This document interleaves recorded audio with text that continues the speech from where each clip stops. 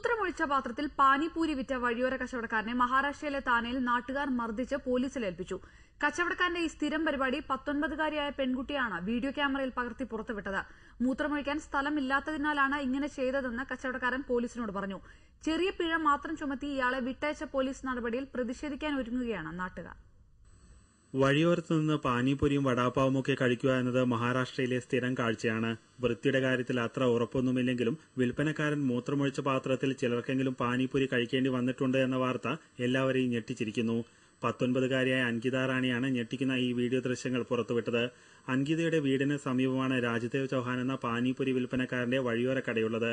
പാനിപൂരി കഴിക്കാനെത്തുന്നവർക്ക് നൽകുന്ന ചെറിയ പാത്രത്തിൽ ഇയാൾ മൂത്രമൊഴിക്കുന്നത് അൻകിത ഒരിക്കൽ കണ്ടു. നൂറുകണക്കിന് ആളുകൾ ദിവസവും പാനിപൂരി കഴിക്കാനെത്തുന്ന കടയിലെ ഈ വൃത്തികേട് അൻകിതയെ ഞെട്ടിച്ചു. ഇക്കാര്യം വീട്ടുകാരോടും കൂട്ടുകാരോടും പറഞ്ഞപ്പോൾ ആരും വിശ്വസിക്കുന്നില്ല. അങ്ങനെയാണ് 59-കാരനായ കടക്കാരന്റെ അറപ്പുളവാക്കുന്ന ഈ സ്വഭാവം അൻകിത വീഡിയോ ക്യാമറയിൽ പകർത്തിയത്. ഈ ദൃശ്യം കണ്ടു ഞെട്ടിയ നാട്ടുകാർ ചൌഹാനെ നന്നായി കൈകാര്യം ചെയ്തു. പിന്നീടാണ് പോലീസിന് കൈമാറിയത്.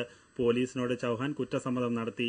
കച്ചവടത്തിനിടെ മൂത്രമൊഴിക്കാൻ പോകാനുള്ള സൌകര്യം ഇല്ലാത്തതിനാലാണ് ഈ പണി പറ്റിച്ചത് എന്നാണ് ചൌഹാന്റെ വിശദീകരണം.